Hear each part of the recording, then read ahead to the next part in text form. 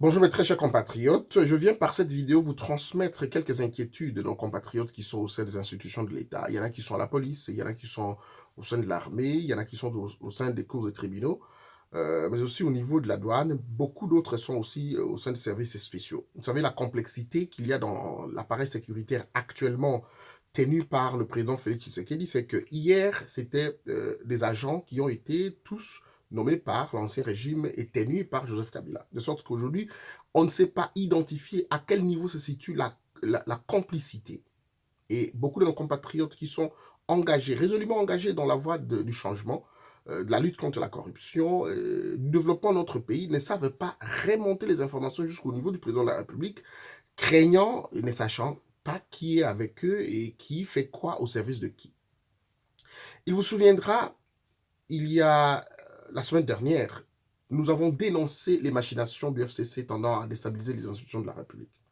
Le président de la République a pris courageusement la décision de rappeler les uns et les autres à l'ordre. La Cour constitutionnelle, quant à elle, s'est prononcée sur la conformité des ordonnances du président de la République. Ce qui a été une première victoire d'échapper ou de déjouer le premier complot. Mais comme vous savez, ce n'est pas une alliance, le FCC et l'UDPS, je veux dire, ce n'est pas une alliance idéologique, une alliance ou une alliance patriotique. C'est tout simplement un lion qui s'est caché dans la maison d'un compatriote. Que le moment venu, il va sortir et commencer à décimer ceux qui sont dans la maison, comme nous avons commencé à le voir, et continuer sa route. Et que donc, je ne voudrais pas, pendant que je fais cette vidéo, donner l'impression que nous sommes alarmistes ou donneurs de leçons. Vous pouvez, ceux qui ont cheminé avec moi savent que je parle d'expérience, j'ai énormément de sources, je dépense énormément pour avoir des informations, je parle d'expérience pour avoir été au sein de ces institutions, mais aussi parce que nous sommes en contact avec nos compatriotes qui sont sur le terrain et qui ne peuvent pas prendre la parole. Et ceux qui ont cheminé avec moi savent vérifier il y a 1 an, 2 ans, 3 ans, qu'est-ce que j'ai prédit à l'avance, avec combien de détails et comment ce que j'ai prédit s'était accompli. Je ne veux pas du tout attirer de l'attention sur ma modeste personne. Un deuxième élément, je ne voudrais pas être donneur de leçons si les institutions de la République sont en train de s'activer à prendre certaines mesures que je voudrais proposer aux dirigeants. Tant mieux, il faut qu'ils le fassent, mais de façon diligente. Parce que gouverner, c'est prévoir. Et pour moi, prévoir, c'est une façon d'anticiper pour ne pas subir. Le président de la République est engagé aujourd'hui dans la lutte contre la corruption. Et la lutte contre la corruption passe par, je veux dire, l'indépendance de la justice, telle que garantie et lui obligée par la Constitution. Le président de la République l'a plusieurs fois rappelé qu'il garantit et qu'il a déjà garanti l'indépendance de la justice. La première inquiétude que nous récoltons au sein des cours et tribunaux, c'est qu'il n'y a pas de filet de sécurité pour les magistrats et juges qui doivent traquer ces gens. Or, j'ouvre une parenthèse. Aujourd'hui, les prisons vont se remplir avec des ministres, des directeurs des cabinets, des députés, des ceci, de cela, des anciens premiers ministres. Mais ces gens appartiennent à des réseaux financiers très puissants du pays, des réseaux régionaux, mais aussi des groupes terroristes. Ce n'est pas exclu. Vous verrez d'autres documents qui vont sortir. Il y en a qui sont en contact avec d'autres milieux radicaux qui sont combattus par la communauté internationale. Et que de ce fait, le président de la République, tout en luttant contre la corruption, tout en garantissant l'indépendance de la justice, doit, étant le chef de tout l'exécutif, de toute la machine exécutive, de garantir les moyens qu'il faut pour, d'une part, un bon salaire des magistrats, deuxièmement, des conditions de travail adéquates, troisièmement, une sécurité adéquate. Sécurité en termes de déplacement, sécurité en termes des hommes qui les sécurisent, aussi bien dans leur résidence, dans le trajet qui les ramène dans leur milieu de travail et pendant le milieu du travail. Ça, c'est un premier élément. Un deuxième élément, parce que nous allons, je veux dire nous, mais le président de la République est en train de traquer les corrupteurs à travers la justice, parce qu'il s'agit de sa volonté politique, parce que les gens diront non, mais c'est pas Tshisekedi qui traque. Oui, mais c'est la volonté politique d'un homme politique qui a rendu que la justice soit libre, parce que 18 ans passés, nous n'avons pas vu ce que nous voyons au Congo, même si aujourd'hui les gens ne veulent pas croire et voir ce qui se passe. Et donc, de mon point de vue, le président de la République devrait prendre des mesures d'urgence. Première mesure au niveau de la prison de Makala, mais relever tous ceux qui appartiennent au réseau des Kabila, qui sont des agents civils, mais aussi militaires, en termes de policiers militaires qui gardent la prison centrale de Makala. Ça, c'est un premier élément. Un deuxième élément, décongestionner cette prison.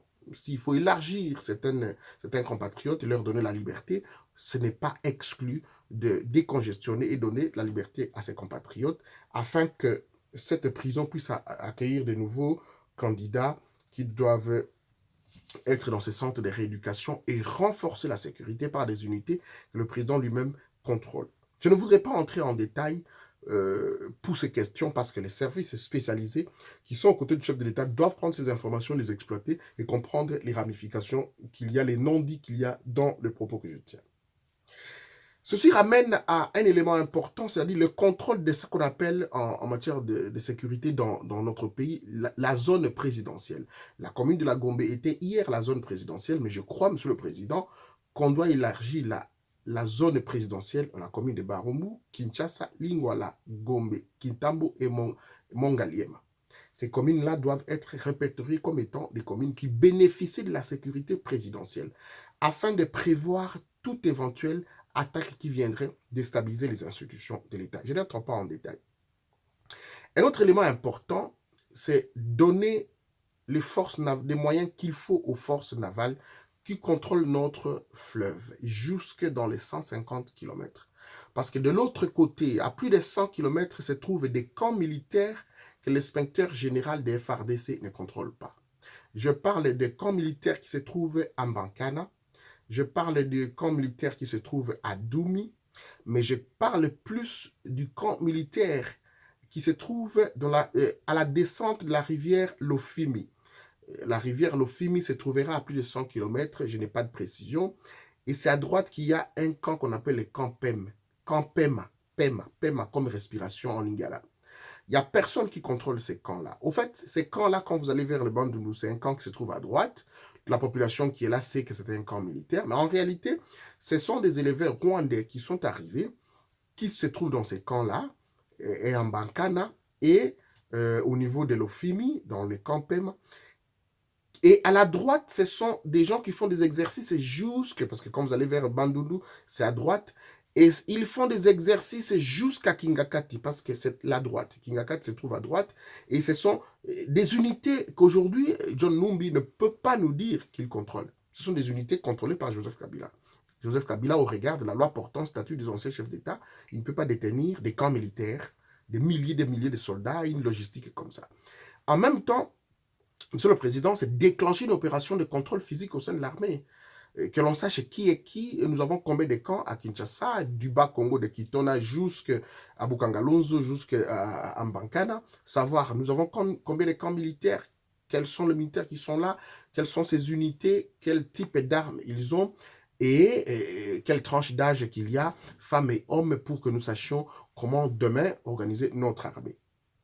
J'ai parlé de la force navale, j'ai parlé aussi de la prison de Makala, mais je voudrais conclure par un élément important, Monsieur le Président, et vous tous qui travaillez aux côtés du Président de la République, c'est l'équipe de communication. Le Président de la République doit mettre en marche une équipe de communication qui pourra comprendre, d'abord comprendre ce qu'est la vision du Président de la République. Des gens qui connaissent la politique de la RDC, la politique régionale, la politique internationale, qui comprennent la volonté et le désir qu'a le président de travailler et qui savent, qui ont une compétence avérée dans la communication. Parce que je prends un tout petit exemple, la présence sporadique des militaires rwandais au Kivu, les députés sénateurs l'ont signalé, la société civile l'a signalé, les médias internationaux l'ont signalé, mais le président de la République en a fait écho lors de la réunion du Conseil des ministres. Mais Jolino Makelele, lors de son communiqué, n'a pas fait ressortir cela. Ceci est de nature à vendre négativement l'image du président de la République qui cautionnerait la présence d'une armée étrangère sur notre sol. Je ne prends que ce tout petit exemple par rapport à des dizaines d'autres, centaines d'autres exemples depuis qu'il est au pouvoir, la communication du président de la République est en train de tâtonner et que donc ça le met à porte à faux face à la population. Monsieur le Président, et vous tous qui travaillez aux côtés du président de la République, ceci rapproche Félix Tshisekedi du peuple congolais. Il ne sera pas seul. Ceux qui sont aujourd'hui aux affaires doivent savoir que demain, ils doivent rendre des comptes. Et même aujourd'hui, ils doivent rendre des comptes. Et c'est ce que Tshisekedi a voulu, parce qu'il y en a qui commencent à rendre des comptes. Parce que je vois des gens qui disent non, les actions judiciaires qu'il y a là, ça vient de Kingakati, c'est même pas logique. Donc Kabila aujourd'hui est en train de faire arrêter ses PDG. C'est ceci depuis quand Kabila devient un homme très sérieux qui lutte contre la corruption. Parce qu'à la fin de son mandat, il disait à un moment donné que la justice est une denrée rare en République démocratique du Congo quand il faisait les états généraux de la justice. Donc il y a ici l'avènement d'un nouveau système incarné par un homme qui s'appelle Félix Tshisekedi. Nous pouvons l'aimer ou ne pas l'aimer, les faits sont ceux-là. Et je vous ai dit que Félix Tshisekedi est en longueur d'avance, ne serait-ce qu'avec la signature qu'il a. Il est en longueur d'avance et l'engagement que je me suis pris personnellement, c'est de l'accompagner, c'est de suggérer, mais aussi de dénoncer lorsque certaines choses ne vont pas. Mesdames, Messieurs, rendez-vous au prochain numéro.